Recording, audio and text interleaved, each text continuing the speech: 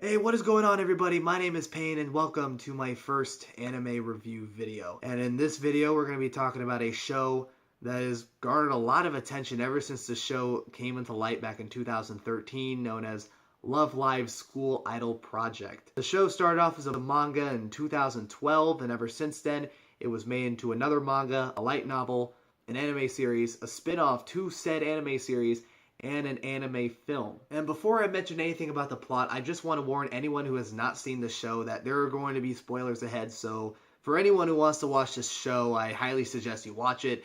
And for anyone who has watched the show, you can just keep on going. Alright, let's talk about the plot of this show and really why is this show so freaking popular? Because I keep seeing it everywhere. Alright, so the plot revolves around a girl by the name of Hanuka.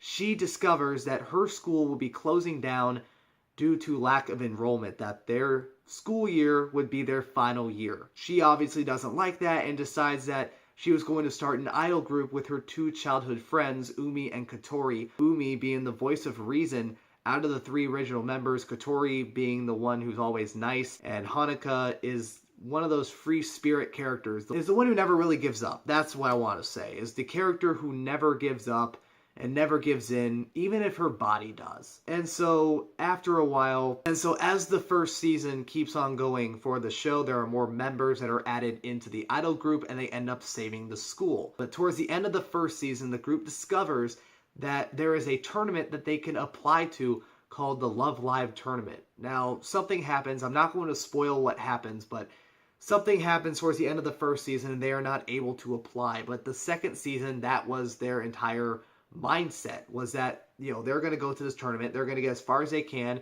with some of the members even saying that we're going to win, even though the odds were against them. And in the second season, I think was better than the first one for a couple of reasons. The first one is because that was their mindset, was to win this tournament, to get first place, even though the odds were against them and they were in the same regional as some of the top idol groups in Japan.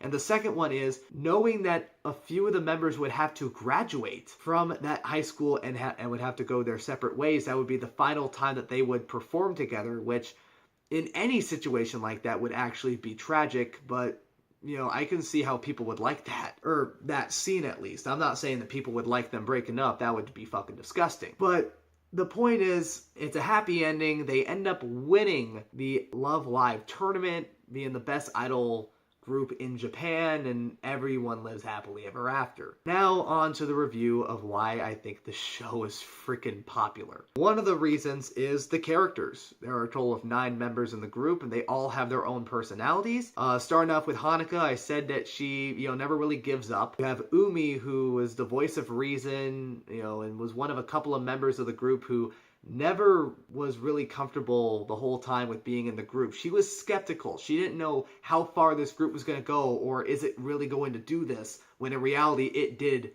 something. It did that thing, and she ended up being comfortable with them. And then there was Kotori, who is the character that always wanted to see everyone smile. She was one of those people that didn't really see anyone, different from others. She didn't want to see anyone sad at all. She wanted to make everyone happy, and that was her goal, and she did as much as she can to do that. And now, as the first season kept going on, there were more characters that were introduced, with one of those characters being Rin Hoshizora. That is her name. Writing down the notes for this show, I actually called her the weird one, because if you watch the show, it'll actually make a lot of sense. But really, all I can say is that she's very similar to Hanuka in terms of, she is also like a free spirit. She also is very cheerful and motivated to do what she thinks is right, and what she thinks is good for the people around her. Just the only difference is that she gives up on things easily. You have Maki Nishikino, who very similar to Umi, very reluctant of going into the group in the first place. She doesn't know, how far are they going to go? Are they going to really save the school? Are they really going to go into this tournament and win it? But, just like Umi, everything goes well for him. There is Eli Ayase, or I think that's how you say your last name. I think I just butchered it. She, president of the school, and she was the daughter of one of the spokespeople in the district or something like that, in that district, in that area that the high school was in. And she was originally against it. I never really got the reason of why this was the case, that she was against it, but she was like she was not for it 100%. She just did not want it to happen. She was like so serious about it, and I never really knew why.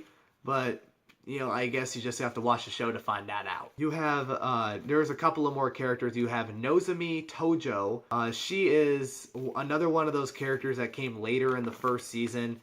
She is also someone who wants to see people happy. She is seen also using like fortune teller cards. You know what I'm talking about? Those cards where, like, if you go to a fortune teller place, and the old lady who's probably in her 60s, she sits across the table from you, and she puts cards out on the table that says, oh, you're going to die, or you're going to have a lot of money. She messes around with those practically the entire series. But not only does she also have that, she also has one of the most... I don't think has is the best word. She does. I think that's the way more serious word for this. She does and has and gives me the most uncomfortable feeling I've ever seen watching this show. And I don't know what her mindset is, but apparently in her mind, apparently how little of it there is, every time that she sees someone sad or sees someone who's struggling or anything like that, she would try to cheer them up by groping them. Yeah, sexually harassing them. There was a scene in the second season where it was discovered that there were a couple of Love Live...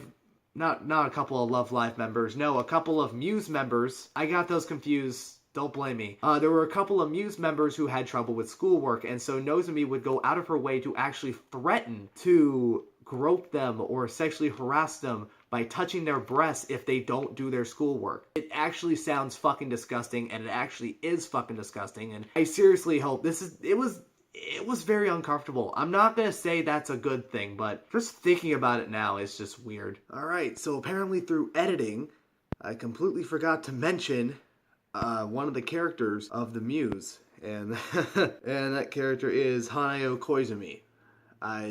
This is completely my fault. I completely forgot to mention her in the original recording, so I'm gonna put this in right around the middle. Now, Hanao is very similar to Kotori in terms of that she's the shy one. Coming into the group, she was socially insecure, didn't really get along with anyone beforehand, but towards the end of the series, she is credited the Muse for helping her come out socially, help her go pretty well with her friends at her school. And I think that's a pretty impactful thing, especially for anyone who is in high school that troubles socially. If you're in a group and you hang out with people, I think that's a pretty good experience. And the final character, this character I would say is up with Hanukkah as one of my favorite characters and is one of my least favorite characters. And I've actually had that feeling.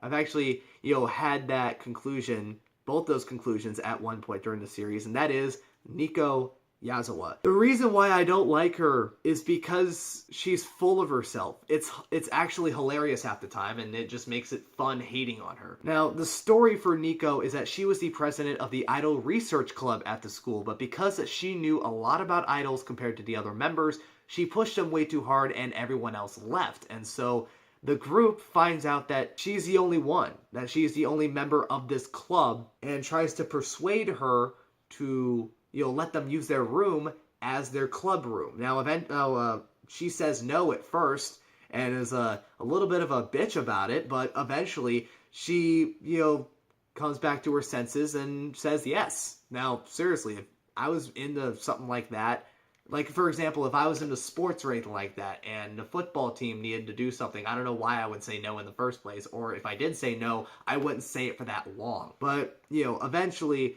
she says yes, and there were a couple of things that we find out about Nico, especially in the first season, and a huge important thing, especially in the second season. The first huge thing in the first season was that the fact that she's full of herself. Just because she knows a lot about idols, she believes that she knows more about dancing, about, the practices, the choreography, about the different idol groups than they do. There are times where she would actually compete against the other members of the group just so she can prove how superior they are, and she always fails. And I think it's hilarious. I do. Come on. She actually thinks she knows it, and I don't know, I just think it's funny. The second one is her catchphrase.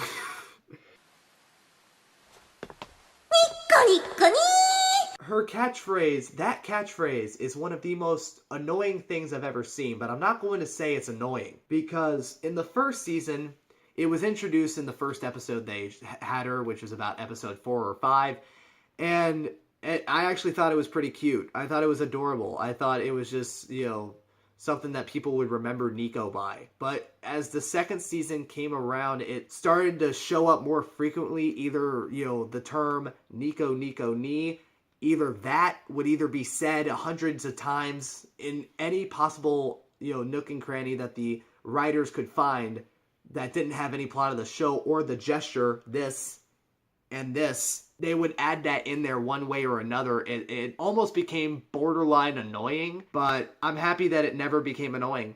It's something that, I just don't know if they tried to do intentionally or not, but, I'll give them credit. It worked. And so now that I got the characters out of the way, let's talk about, some of the other stuff about the show. Another one that I want to talk about is the music that the show has. And it's not just a show, too. From what I was told, it was this show, it was Love Live Sunshine, or no, actually cross off Love Live Sunshine, that's a completely different thing. It's this show, it's the movie, and it's the Love Live video games that all have, their own music. So much so that there was a record label that actually partnered with Sunrise Studios, known as Lantis Records.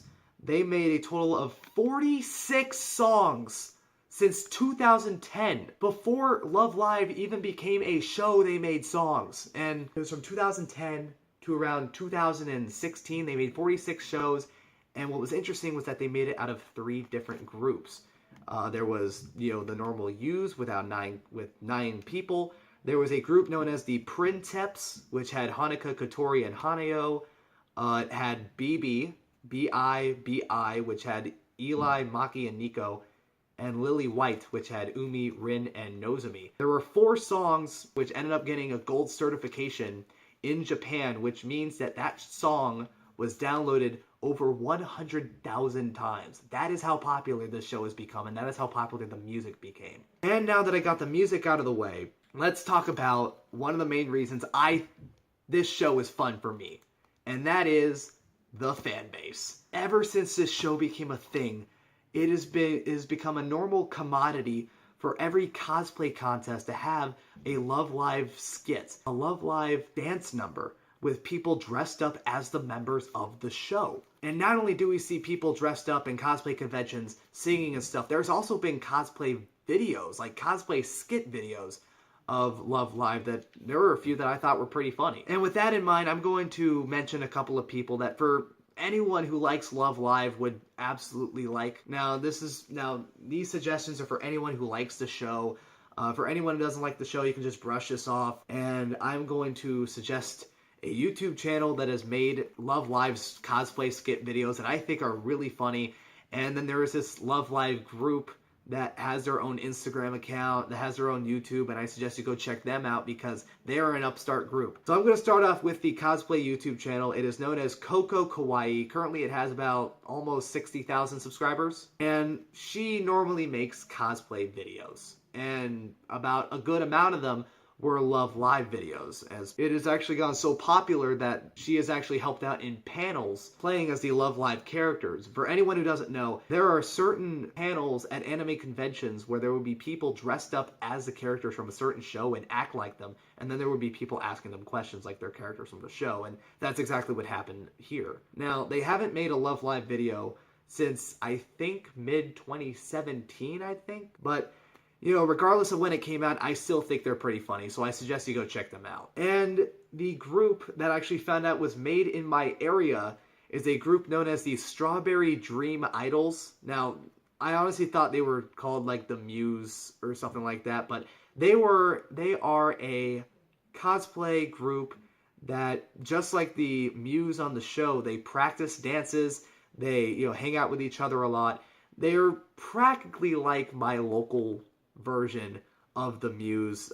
They are a Love Live group made here in the Pacific Northwest. They have performed at SakuraCon. There are videos out there of them performing, and that they're going to perform at KomoraCon, which is down in Portland, Oregon this October. And I highly suggest that you check out their videos, especially on their Instagram where they show them practicing, and it shows how much commitment and it shows how much practice they really put in and how much they put into every single step and every single song. I think it's fascinating. I think it's really cool how much effort that these people put into cosplaying as an anime group. Now, my final take on the show, I suggest this show for anyone who likes an underdog story. And believe me, I've been part of a few underdog stories. I like this show. There are a couple of times where I've actually teared up because of a few events, especially in the second season. Yeah, I'm putting my ego aside by saying that. And all in all, I'm going to say that this show, it's a feel-good story. I can see why a lot of people like it. You know, the music, the characters, and the fact that it has massive staying power because it's a story that anyone could feel good to. I'd actually like to meet someone who doesn't feel good by, after watching this show and ask them what the fuck is wrong with them. Because this show is actually pretty good. It's better than I thought. And it answers the question, does this show deserve a giant fan base like this? The answer is absolutely. I actually wish this fan base is growing more than it already is. And so with that, the final rating, the final ranking that I'm going to give this show, I'm going to give Love Live School Idol Project a 9 out of 10. A pretty good start for the series. And so that is the end of the video. Thank you for watching this anime review. If you like this video, press the thumbs up button down under the video. And if you want to see more anime review videos of shows you like, or shows that, or basically just reviews of itself, you can go subscribe to my YouTube channel. I'm going to be making videos frequently. There's currently no schedule yet, but I promise you there's going to be more videos coming out. So again, my name is Payne, and I'll see you next time.